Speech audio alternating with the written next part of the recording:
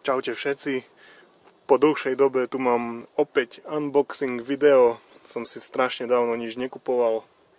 A tentokrát, už ako vidíte z názvu videa, vo vnútri tejto krabice bude EL-ko AKS 74U.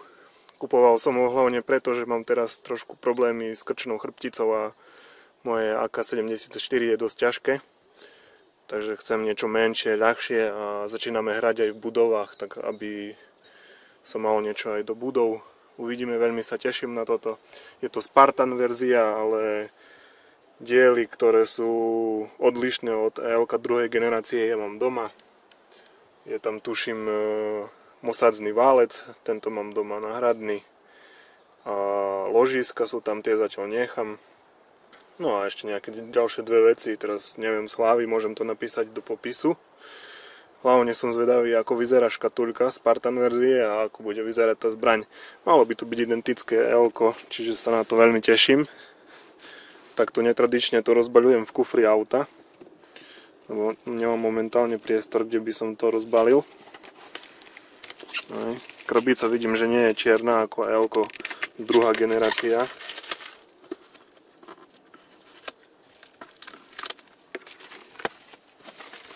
Čiže uvidíme.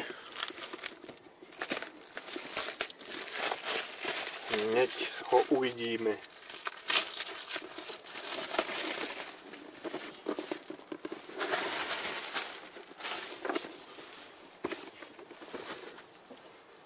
Čiže takto vyzerá Spartan verzia EL-ko. No, poďme sa pozrieť dovnútra škatulky. Super, som sa bál, že to bude zabalené už v takom peknom polystyréne, ale je to klasika ako staré EL-ko v igelite zamastenom. Že tu máme príručku. Mali by tam byť aj z testovacej streľby hodnoty, že aký má výkon táto zbraň, čiže sa môžem na to pozrieť. Dáte mi sekundu, hneď to otvorím.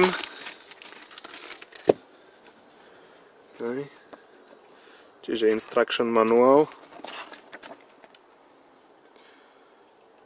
Našťastie to nie je všetko v čínštine.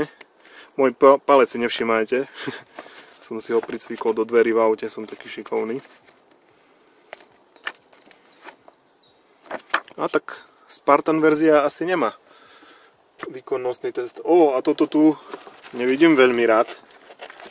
Vidím tú oranžovú koncovku do frasa. Dúfam, že toto nemyslia vážne. Idem sa pozrieť na faktúrku. Dúfam, že to je len nasadka. A to je len nejaký návod na použitie od Katusu. Ináč musím pochváliť tentokrát Katus, pretože mám s nimi zatiaľ skúsenosť, že veľmi dlho posielali zasielky, väčšinou mali na to 2 týždne. No už asi prešli nejaké zmeny a dodali to do 48 hodín, čo mali na sklade, takže palec hore Katus, chválim vás. A poďme sa pozrieť na to EL-ko. Dúfam, že to oranžová krytka je len nejaká nasadka. Tá váha je super, tu môžete vidieť fajný olej. Je tu aj jeden zásobník tlačný. Čiže skúsim to tu rozbaliť mimo kamery zatiaľ.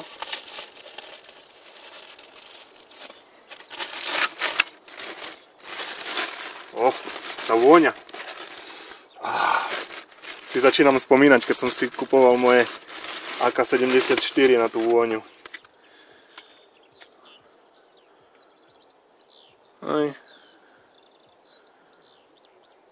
Vyrobili ho 10.9.2015. Prešiel kontrolou. Toto tu je našťastie len plastová nasadka. Vidno to vo vnútri, že tam je kov. Skúsim to dať nejako dole. Tak to vyzerá, že to budem musieť len doma so šrubovakom alebo nejako vypáčiť, lebo teraz to nedám. Krasota. Plne perfekt. nič sa nekýve, hej? Za pážbu držím, nič sa nekýve. Krasota. Zvuk tu je výborný. Som zvedavý, že či mi tu vojde tá istá baterka, ktorú používam v 74 obyčajnej, ale vyzerá, že áno, lebo do gastubu sa vojde. Čiže tu napchám 8.4 NIMH. Tu má, že 92 rok. Výborne, Mechabox je ako pri generácii 2 EL-ko, čiže si tu budem môcť spokojne vymeniť aj válec. Ale uvidím, zatiaľ asi do toho nebudem šprtať. Aha, ešte Spacer tu chýba oproti generácii 2, lenže mám doma jeden zvyšný. Čiže to tam môžem dať. Krasota. Ešte vymením konektor za T-čkový, pretože takýto ja používam. Všetky baterky mám takto uriešené, čiže toto si vymením a budem mať ďalšiu funkčnú zbraň. Zásobníky samozrejme použijem tie, čo mám, čiže ja nepotrebujem už tu do toho nič investovať. Krása. A budem si šetriť chrbticu. Hej. Dúfam, že bolo niečo na tom videu vidno, lebo do kamery nepozerám. Ale skúsim to tak ešte pomaličky ukázať.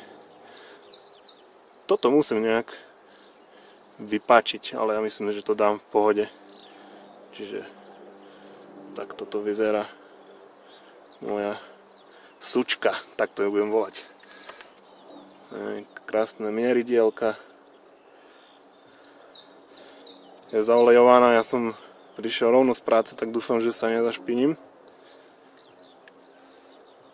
Takto to vyzerá. Krása. Čiže snažil som sa silou odstrániť tú oranžovú koncovku, ale nepodarilo sa mi to zatiaľ s dostupnými nástrojmi, čo mám tu pri sebe, čiže doma to budem musieť odstrániť. Škoda, lebo som chcel zrobiť nejaké pekné fotky aj v prírode. A spomenul som si presne všetky časti, ktoré sú odlišné od INL generácia 2, čiže v tomto modeli je obyčajný motor, nie je zaťažový. V L-ku je zaťažový. Potom kabeláž je tam obyčajná. A mosadzný válec. A tie ložiska. Čiže válec doma mám. Zaťažový motor takisto doma mám. Ložiska dokúpim, to je to najmenej. A kabeláž časom sa tiež vymení, zatiaľ to musí stačiť. Čiže nadmieru som spokojný, vymením si 4 veci a mám EL-ko druhej generácie. Perfektné sučko. Krásne vyzerá tá zbraň. Točím to z druhej strany. Čiže takto vyklopím